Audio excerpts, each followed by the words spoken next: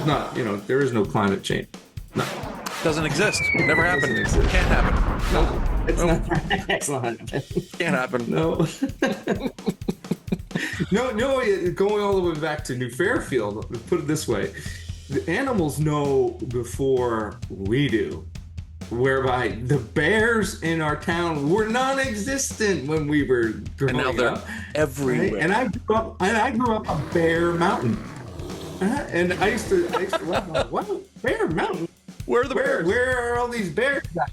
Yeah, but look what happens.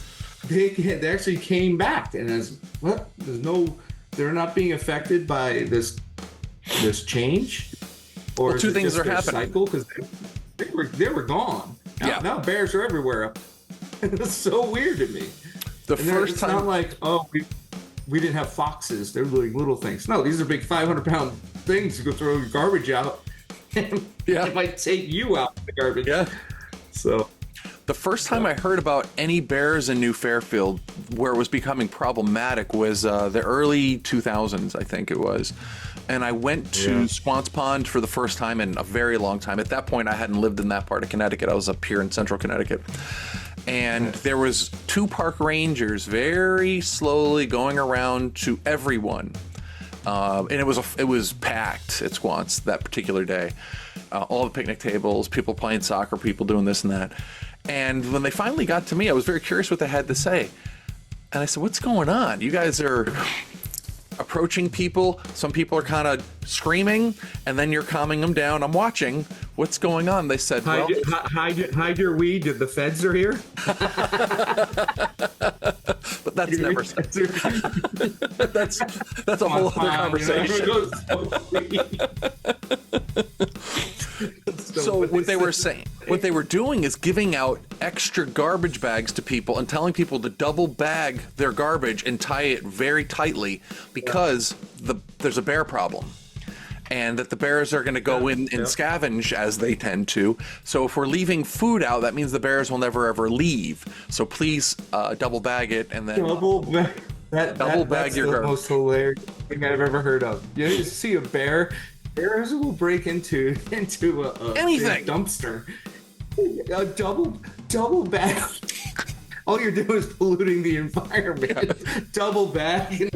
The bear's got claws. They got claws that don't retract. They're just out there, good 4 inches from its body. And if you think, but double bag it. That'll massive deterrent.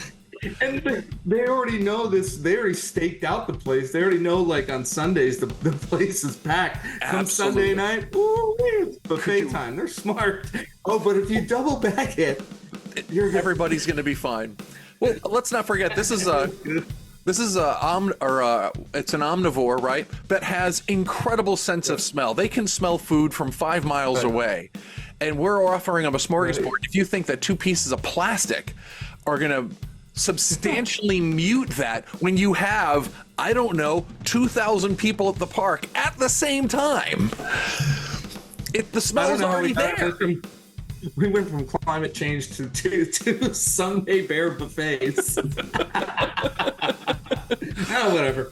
Well, I mean, to that point though. So there is a relation, because first of all, we're taking away environments as we build more and more and more, right? So that's number 1. Number 2, winters are milder, which means animals are surviving the winter, whereas before they might die off, now they're not.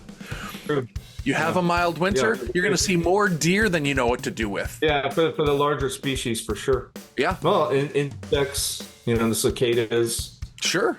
If the ground isn't freezing as much, that's where they live. Right? Yeah. 7 to 10 inches. It's a thing. You used to see a couple chipmunks. That was one thing. Now you see them all the time. Mild winter. That's global warming, folks. We used to have to put a garbage. Think about this. Our garbage bin. We had 3 big garbage things. So I have a garbage bin. You lift it up, and those old those old school metal trash. Of course, Going back to the 70s, right? They're allowed. You used to take the lid and use it as a shield in the neighborhood. Those kind. So we got those in there, but you had to lift up the bin and put the trash in, put the lid on, close the bin. Yep. I go down there and there were raccoons. One's like doing some yoga pose, like the windmill, I think it's called, holding the lid up. Oh no. And telling the other ones to come in. Like, come on. And these things are what, 10 pounds, 12 pounds? Now you got a 400-pound bear. You're like, I need 2 bags. Double bag it. We'll be fine. Be good. Anyway. Oh, I think it's hilarious. I keep going back to the bear thing. It was just funny. And global warming. Yeah. Global warming. Hey, Damian, what's in your wallet? Oh, that's right. You texted me. I have it sitting here next to me. So I should have pulled. I should have pulled my my old one out. I mean, I don't know about you or most men. I'll have that wallet until the thing like won't hold anything anymore. It's like, all right, finally I gotta retire. That's what men do. That's what we do. We do that. Yeah. So we did end up buying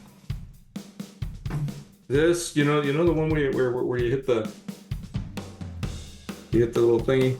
No numbers are showing, but so you have all your cards in here. Okay. So you have all your cards in there, and then you hit the button. And they pop out. Very cool. And then you just put them down there, and nice stitching. It's got a money clip, which I'm not a huge fan of, but mine is not. It's only a money clip. I can get cards in there, but yeah. Can you get them out? Well, so sort of. Get them in, but can you get them out? So what it is essentially is 2 pieces of metal, or you can get them in carbon fiber, and then it's got this elastic stuff, and it basically sandwiches everything together like that, and then so it's nice and tight. I'm assuming your purchase was based upon security. Definitely. This is an anti-theft, supposedly. So if someone walks, going to get into that. Yeah, it's not. So if someone tries to go by and tries to scan it, this will actually block that scan. Supposedly. That's cool. And so now that I'm a senior citizen, not quite, but AARP, they send me their stuff, and they said there are certain things you should never have in your wallet, and a lot of it's common sense. But I was a little surprised about some of it. Like, obviously, you're not going to put your social security card in there. Right. You're not going to put a check in there, even a blank one. Your work ID, a passport, your passwords, a gift card that hasn't been fully redeemed. That one was a little surprising, but it makes sense because many of them have chips, and they certainly. Yeah. Yeah. Well, do you need? No, you don't need ID to use those. Not at all. Not at all. Obviously, you don't want to put your birth certificate. Can those readers take like multiple? So if I have 5 cards in my wallet, right? Right. And then the reader comes up, and you just hold it there for like 1,000, and it just took all 5 cards. As I'm to understand it, it works instantly. It is very fast. Yeah. And so, don't put that kind of stuff in there. Don't put your library card in there, because there's more information on your library card now than there was when we were kids. When we were kids, it was your name. Now it's got a strip, and if it's got a strip, it can be read.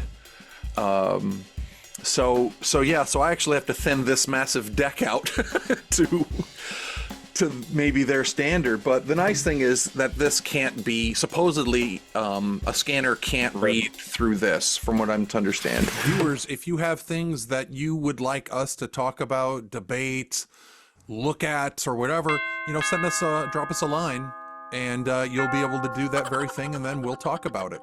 And if you're a scammer doing so, boy, am I gonna so hard. And I do not use lube. I use pine tar. I'm the guy dropping the pine tar on top of the pee-pee. That's his grift.